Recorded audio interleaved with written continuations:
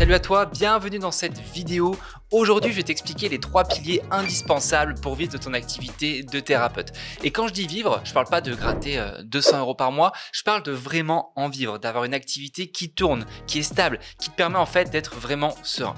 Et tu vas voir, c'est pas si compliqué, mais il faut arrêter de faire les choses à moitié. Le premier pilier, c'est la visibilité. Et je vais pas te faire un dessin, si t'es pas visible, personne viendra. En fait, c'est aussi simple que ça. Tu peux être le meilleur thérapeute de ta région, si personne te connaît, tu rempliras jamais ton cabinet. En fait, les gens vont pas deviner que tu existes. Donc la priorité numéro 1, c'est d'être visible tout le temps dans ta zone de chalandise. Et tu as plusieurs façons de le faire. Déjà, ta fiche Google My Business, si elle est bien remplie, bien bossée avec des photos, des avis, c'est un monstre. Ensuite, tu as les réseaux sociaux. Mais attention, pas pour poster ton café du matin ou ta méditation au lever du soleil. Non, pour montrer ce que tu sais faire, expliquer comment tu peux aider, partager des vrais trucs utiles. Et le plus puissant aujourd'hui, c'est la pub Facebook et Instagram géolocalisée. Donc en fait, tu mets quelques euros par jour, tu as des personnes dans ta ville ou ton coin qui te découvrent tous les jours, et si derrière tu as une page qui convertit, en fait tu remplis ton cabinet, point barre. Donc voilà, si personne te voit, si personne prend rendez-vous, voilà, la visibilité en fait c'est le carburant de ton activité.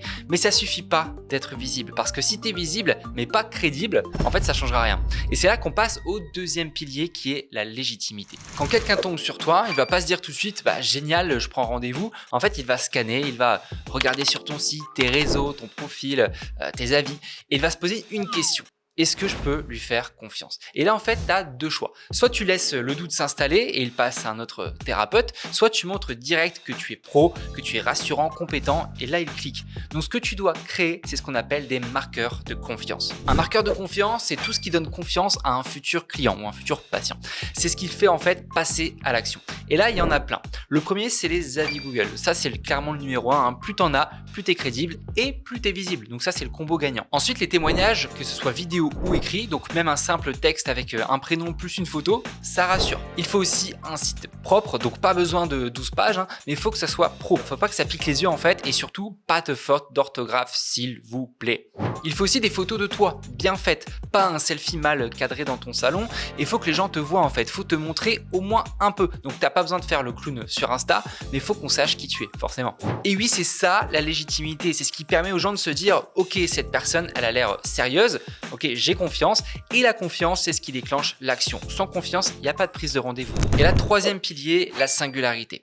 Et là on va être cash. Si tu dis que tu es thérapeute holistique, que tu accompagnes le mieux-être, que tu fais du soin global de l'être, blablabla, les gens en fait comprennent rien.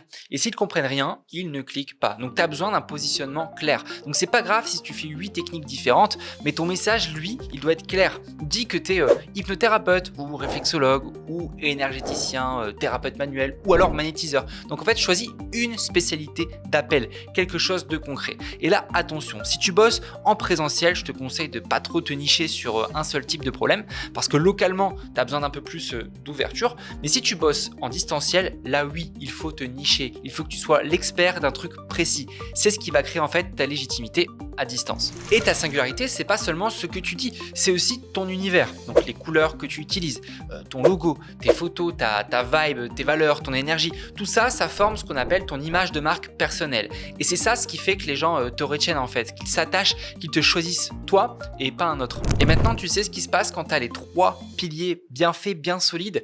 En fait, tu passes et tu atteins ce qu'on appelle le point de traction. Donc c'est le moment où ton activité tourne toute seule. Tu n'as plus besoin de ramer tous les mois pour trouver des clients.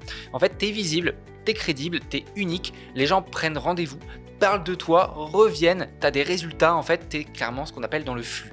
Mais si un seul de ces piliers est bancal, tout s'écroule. Donc ce que je t'invite à faire dès maintenant, c'est de 1, faire le point sur ta visibilité. Est-ce que tu es visible tous les jours dans ta ville ou alors très souvent? Ensuite, regardez ta légitimité. Est-ce que les gens peuvent te faire confiance? Et ensuite, dernier point, bien sûr, clarifier ta singularité. Est-ce que ton positionnement est limpide? Est-ce que ton univers est singulier? Et si tu veux que je t'aide à poser tout ça, à créer un système clair qui t'amène des clients chaque semaine, je te mets un lien sous cette vidéo pour en discuter ensemble. Donc sinon, abonne-toi à cette chaîne parce qu'on va aller encore plus loin. Je vais tout expliquer étape par étape pour remplir ton cabinet et vivre de ta vocation. Allez, je te dis à très vite.